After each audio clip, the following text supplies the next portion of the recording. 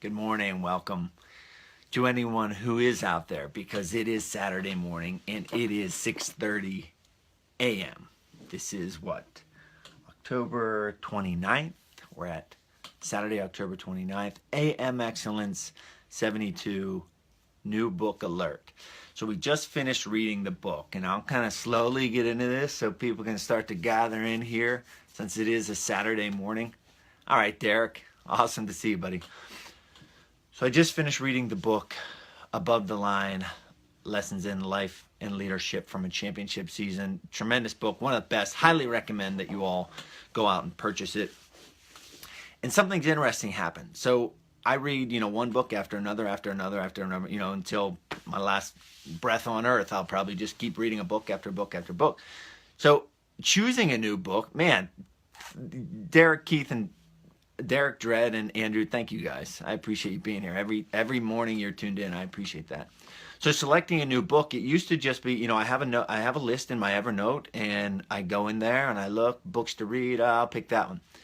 Now there's this new element to that. There's depth to that decision, because I'm thinking, well, what do my readers want to hear about? What could benefit them? So it's not just what I want to read anymore. It's what I think you guys will get the most from. It's a combination. I hear a book referenced, I write it down, I make a note, and then when selecting that book, there's a new element, and it's you. So I appreciate that. I think that's neat. I think it's cool. It's fun that we're building a community, that you care what these people have to say. You care how I translate it, and you're here to pay attention to it. So my point of that being, there's a couple books out there. Tim Tebow just wrote his book. I'm not a huge, I don't know that much about Tim Tebow, but I know he's a good person and a great athlete, and he goes after his dreams. I was contemplating that. There's also a autobiography of Wayne Gretzky that I heard was an awesome book. One of Sam Walton, the creator of Walmart. So there's all these books, but the one I landed on is something a little different. It's called The Energy Bus. And probably 2 months ago, I worked with, I had a workshop session with a young high school athlete from New Hampshire. His grandfather contacted me and said, hey, I'm planning this trip. I'm going to surprise my grandson with a training session with you. Boom, boom, boom. He came. It was awesome. Great relationship, great connection. This guy said, you got to read the book called The Energy Bus. So I checked it out. And The Energy Bus, I'm learning, right? But it's fiction, but then it has a moral or a principle to apply to life and business. So it's a little bit different than the normal books I read. I generally read nonfiction. So I thought, I want to read this, but what are my people going to think about it? What are the AM excellencers going to think about it? Ultimately, I decided to move forward with it. So this will be a little bit different, but the book is called The Energy Bus, and it talks about, from what I gathered this morning, this is my first day, it talks about the power of energy, the power of positivity, the power of waking up every day and either going up or down, and how that mindset from the beginning sets your pace for the day. I know I had asked Derek specifically, hey, what do these videos do for you? And he mentioned that it sets my day off on the right foot. And last night I was watching a special, I think it was on PBS, with Bill Murray. And there were so many successful people talking there. Bill Murray and David Letterman stuck out in my mind. Fiction. Thanks, Trey. So these people, they were on stage, they were performing, they were talking, they were being themselves. I talk a lot about authenticity, a lot about your core values. I mean, Bill Murray is Bill Murray, and he's had some stuff in the news. David Letterman is David Letterman. His proclivities have been in the news. These people they are them. But by being them, the good, the bad, and the ugly, enables them to excel, to be all of themselves. And this book talks about that, talks about the power of energy, the power of positivity, the power of, your day going up or your day going down. And last night, Bill Murray, I actually, hopefully I can find it on DVR or somewhere else. He said, if this is exactly what he said. He said, if you wake up and have a good morning, chances are you're going to have a good afternoon. If you wake up and have a good morning, chances are you're going to have a good afternoon. Meaning, if you start your day right, if you have that little bit of positivity, that positive thought, that something going in the right direction after your goal, after your vision, chances are it's going to follow suit. Conversely, if you wake up, roll out of bed, and check your phone and see 10 emails, what's your first impulse? 10 emails. That's negative. That's crap, right? So we want to try to reverse engineer that. Starting with The Energy Bus by John Gordon. In the prologue, it says, to run a successful organization, you must learn to manage people's energy, including your own. Managing people's energy. What do you give off, including your own? What do you give off? I went to Spain a couple years ago, many years, probably a decade ago. And I mentioned this before, but it's the same look that if you ever see me in church, you see when I used to walk up the aisle. It's this look. There was no freeze, right? So, I had that look. And my friend in Spain, he said, hey, why do you look so mad all the time? Why do you look so mad? And I thought, I look mad? I'm happy, man. I'm just observing. I'm looking around. But it was the energy that I wasn't giving off. I was not giving off energy. So then I had to reevaluate. Same thing when I walk in church. I walk up the aisle. I'm thinking. I'm just people watching. I'm this. Unaware of the fact that people are looking at me thinking that I'm mad right now, when actually in my head I'm super happy.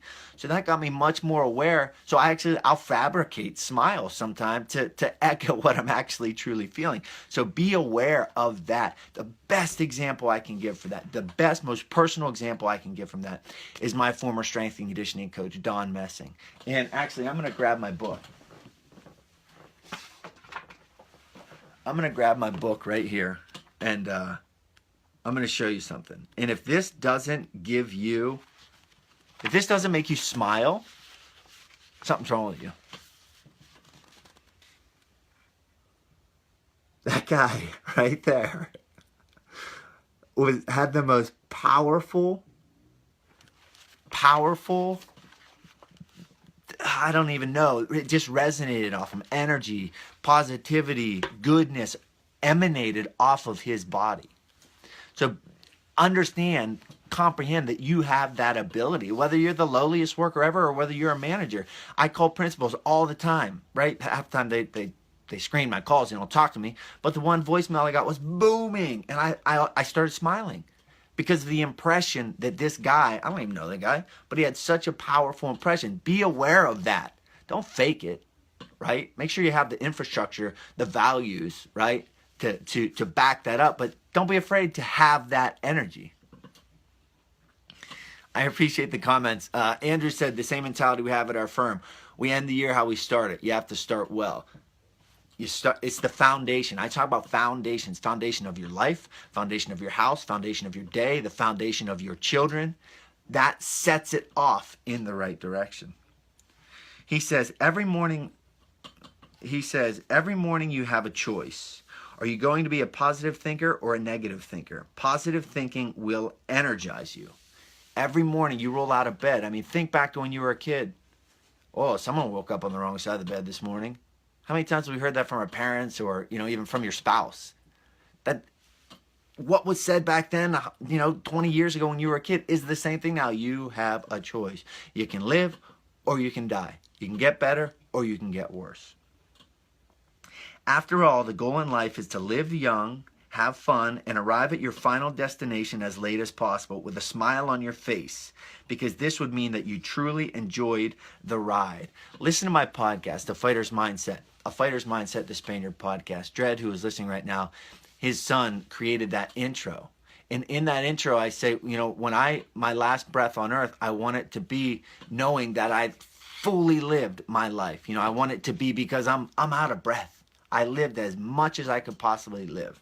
And that's a mindset. That's a carpe diem mindset. I didn't get the tattoo when I was 20 because I just thought it was cool. Probably because I thought it was cool, but also because of the meaning that saying has. Carpe diem, seize the day, live your day every single day, because you never know when it's going to be over. He says, no one goes through life untested. And the answer to these tests is positive energy. Now, this is to all the naysayers and detractors, because I'm one of them. I don't want fluff. I don't want you to think of Spaniard as the fluff guy. I want you to think of Spaniard as the fluff guy who then backs it up with infrastructure and actions and strategies to actually implement those things. He says, I'm not talking about the rah-rah cheering kind of positive energy, although there certainly is a time and a place for that. That's the people who don't truly embrace, they might say it, but they don't truly embrace it. They don't truly embody it. He says, but rather, when I talk about positive energy, I'm referring to the optimism, trust, enthusiasm, love, purpose, joy, passion, and spirit to live, work, and perform at a higher level. So let's go back to our last book, Above the Line by Urban Meyer. He said, get better every single day. That's his mission, to get better every single day. Thank you guys for all this interaction. It's awesome. And I won't be able to address every single question during the broadcast, but I certainly will go down through and address them after the broadcast if I don't. And to touch on that feeling of getting better every day, a friend of mine, Dave Beard, who is one of my best friends, wrestled with him in college. He's now an assistant principal.